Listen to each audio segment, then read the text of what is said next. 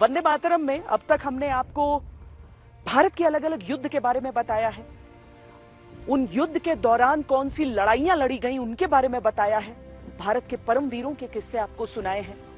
हमने आपको बताया है भारत के अशोक चक्र विजेताओं के बारे में, एंटी टेरर ऑपरेशंस की कहानियां सुनाई हैं।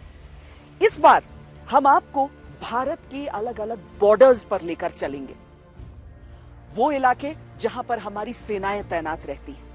मैं इस समय लाइन ऑफ कंट्रोल पर हूं और करगिल द्रास का पूरा हिस्सा आपको आज हम दिखाएंगे।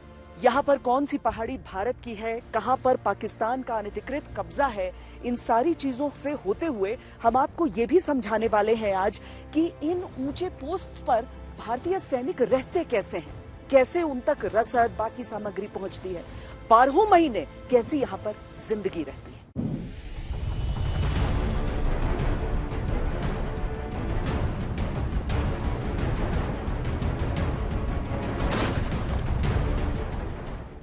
रक्त के जिस उबाल को माइनस की ठंड नहीं रोक पाती। हमारे जवान ये सोचते हैं कि यहाँ की दुर्गम पहाड़ी और मौसम की मार हमारे खिलाफ होते हुए भी हमारे बहादुर जवानों ने यहाँ विजय प्राप्त किया। जोश के जिस उछाल को कोई दुश्मन नहीं संभाल पाता। हाई एल्टीट्यूड एरिया होने के कारण यहाँ हमें कई मुसीबतों का सामना करना पड़ता है और केबीएस हमें उन्हीं मुसीबतों का सामना करना सिखाता है।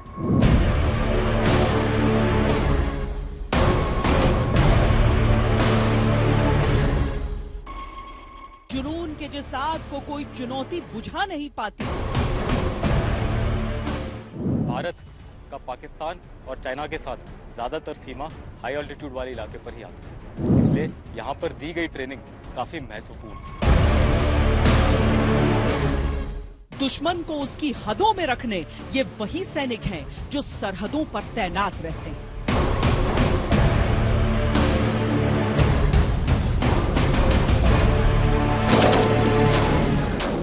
यहाँ पर ट्रेनिंग के दौरान सबसे पहले सप्ताह में क्लाइमेटाइजेशन कराया जाता है। इस दौरान उसकी शरीर की एफिशिएंसी बढ़ जाती है और वो फिर हाई ऑल्टीट्यूड के सारे चैलेंजेस को पूरा करने में सक्षम हो जाता है।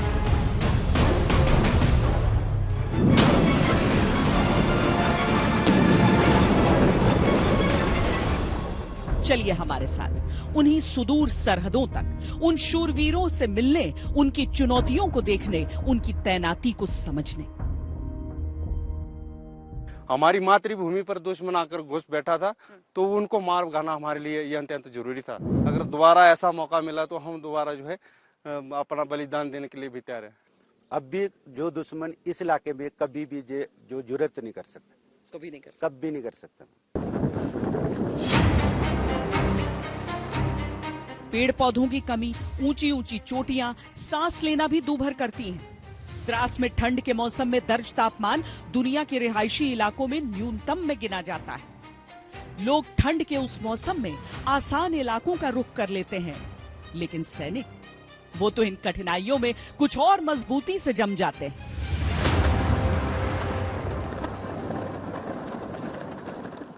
इस इलाके में अक्टूबर माह से लेकर अप्रैल माह तक काफी बर्फबारी होती है, जिससे इस समय यातायात या संचार से संबंधित काफी चुनौतियों का सामना करना पड़ता है। इन दिनों अधिकतर फॉरवर्ड पोस्ट कटअप हो जाती हैं। हमारा हर सैनिक इस प्रकार के दुर्गम क्षेत्र में प्रबल रूप से स्वयं को प्रेरित रखने के साथ साथ सर्वोच्च बलिदान के लिए हमेशा तत्पर रखता है। भारत की जमीनी सीमाएं 6 देशों से लगती हैं। लगभग 15,200 किलोमीटर की सरहद में पाकिस्तान के साथ करीब 3,310 किलोमीटर का हिस्सा लगता है। इसमें अधिकांश तो अंतर्राष्ट्रीय सीमा यानी इंटरनेशनल बॉर्डर है, पर जम्मू कश्मीर का लगभग 750 किलोमीटर लाइन ऑफ कंट्रोल या नियंत्रण रेखा का है, यानी वो हिस्सा जहां दोनों देशों के बीच अभी भी विवाद है। और इस पूरे क्षेत्र में अलग अलग समय पर दोनों देशों के बीच युद्ध लड़ा गया है। सीमा का ये वो हिस्सा है जहां सेना हर दम तैनात रहती है, पाकिस्तान की किसी भी साजिश का मुंहतोड़ जवाब देने।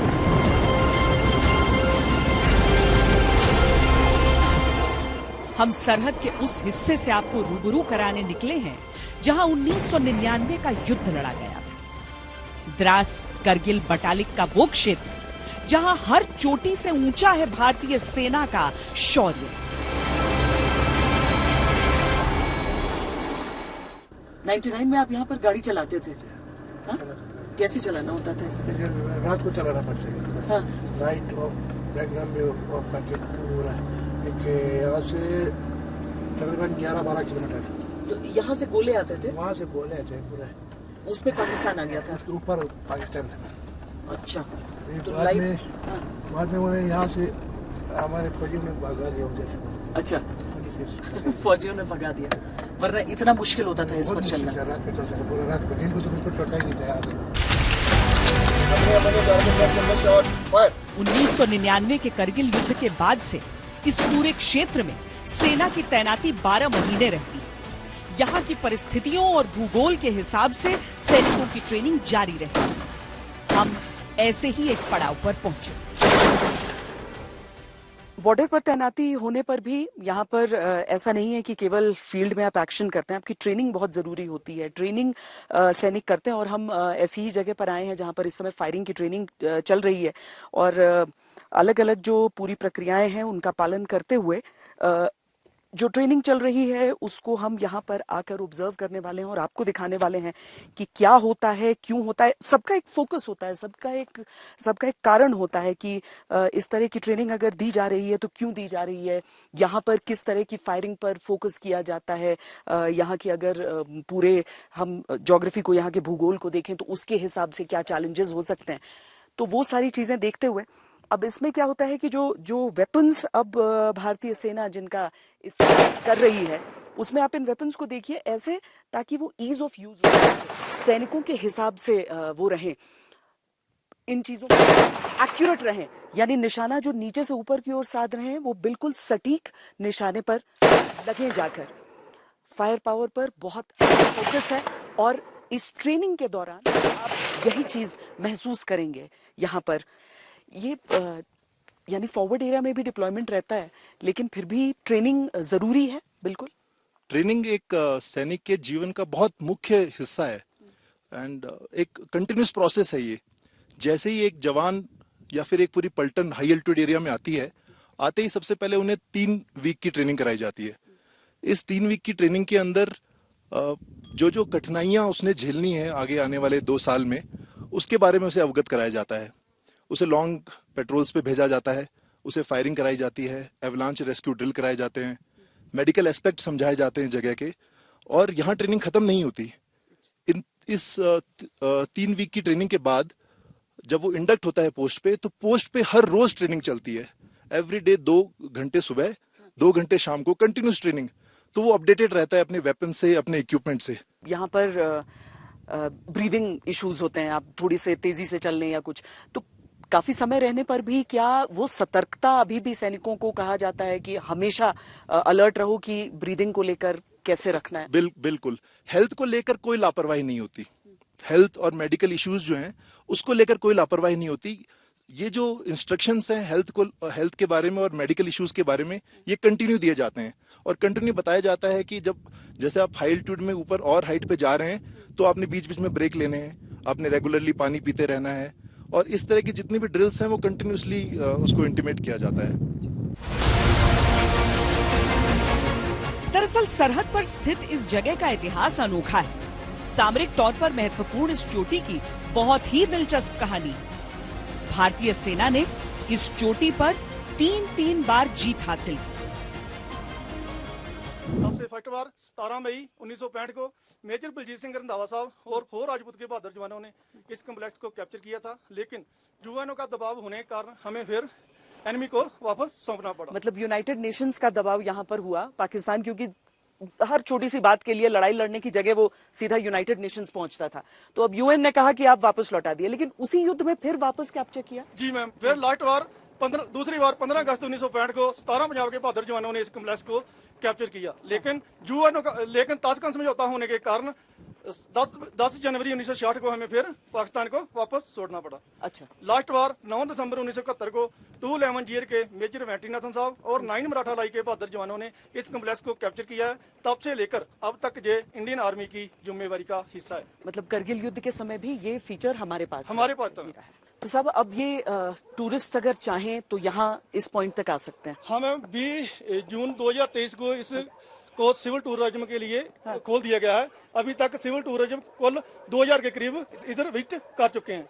अच्छा, ये स्टैचू मेजर बलजीत सिंह रंधावा साहब का है, जिन्होंने सबसे फर्स्ट बार 17 मई 1965 को इस कम्प्लेक्स को कैप्चर किया था। साहब शहीद हो गए। साहब को शहीद होने के बाद महावीर चक्र से सम्मानित किया गया। अच्छा, और इधर ये स्टैचू 211 जीयर के मेजर वेंटीनाथन साहब का है। इन्होंने लास्ट बार 9 दिसंबर 1971 को इस कम्प्लेक्स को कैप्चर किया था। साहब शहीद हो गए थे। साहब को शहीद होने के बाद वीर चक्र से सम्मानित किया गया। साहब 7 दिसंबर 1971 को शहीद हो गए थे। जिनको शहादत मिली थी 1965 और 71 में, उन सबके नाम यहाँ देखो पर मैम, दर्ज है। जैसे फर्स्ट गार्ड 4 राजपूत और 615 लाइट रेजिमेंट में 1971 में 7 गार्ड 18 पंजाब 53 जीर और 211 जीर के बहादुर जवानों ने इस लड़ाई में पार्टिसिपेशन किया।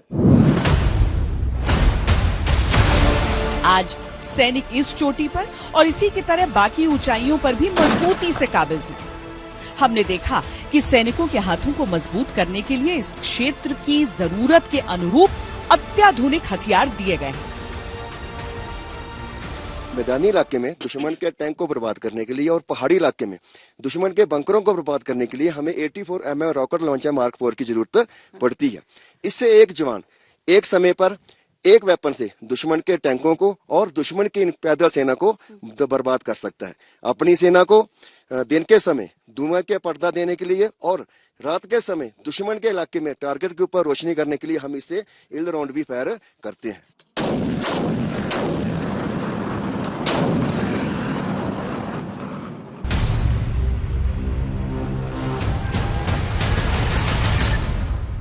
जरूरतों के हिसाब से, परिस्थितियों के हिसाब से जो पर्सनल वेपन्स भी हैं हमारे सैनिकों के, उनमें भी बदलाव हम देखते हैं। यहाँ तैनाती के वेपन्स हम आपको दिखाई रहे हैं। ये राइफल की खासियत क्या है? जय हिंद। इस राइफल का नाम 6 और 716 असॉल्ट राइफल है।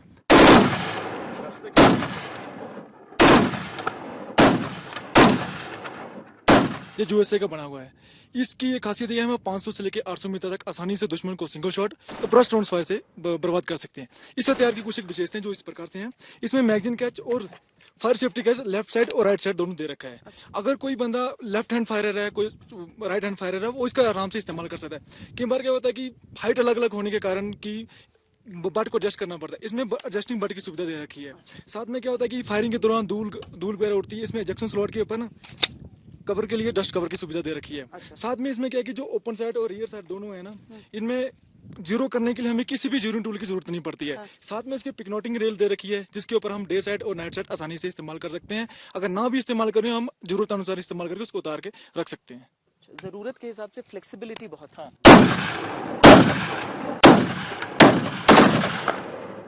सरहद पर निगाह रखना हमेशा जरूरी है, क्योंकि आपको देखना है कि दुश्मन की ओर से कोई ऐसी हरकत न हो कि आपको हरकत में आना पड़े। अभी तक जो तस्वीरें हम देखते रहे, जो उपकरण हम देखते रहे, उसमें हम ये समझते हैं कि लगातार आप नजर उस पर बनाते हैं, पर जैसा कि हमें बताया जा रहा है कि ये कुछ क्रांतिकारी है। बिल्कुल।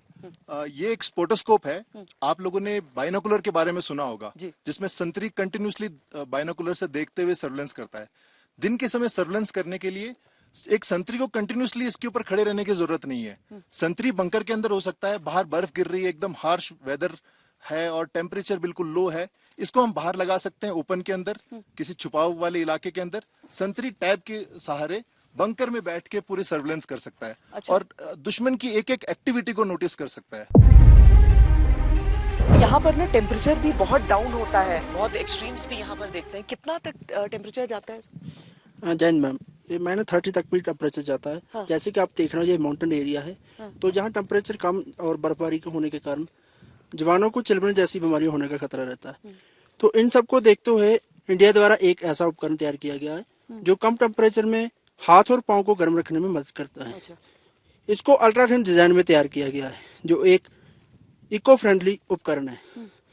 ये हैंड वार्मर है, जो कि छोटा है, जिसको ग्लव्स में आसानी से डाल सकते हैं और जेब में डाल के इस्तेमाल कर सकते हैं। ये कई घंटों तक हीट प्रदान करने में मदद करता है। उस प्रकार से ये फुट वार्मर है, हाँ। जो कि जूते के डिजाइन में तैयार किया गया है। इसको जूते के साथ चिपकाने के लिए इसमें बेकिंग लगा हुआ है। सेम इसको इसके जूते के अंदर डाल के ये भी हैंड वार्मर की तरह हीट प्रदान करता है। अच्छा। तो इसी प्रकार हम क्या विंटर के दौरान, बर्फबारी के दौरान लंबे समय तक अपने कार्य को सफलतापूर्वक प्राप्ति कर सकते हैं। मतलब जो बर्फ के भीतर ही खड़े रहना है, ड्यूटी देनी है, तो उसमें पैरों को ये फ्रॉस्ट बाइट्स वगैरह होती थी, उससे भी बचाने जी का जी काम। मैम।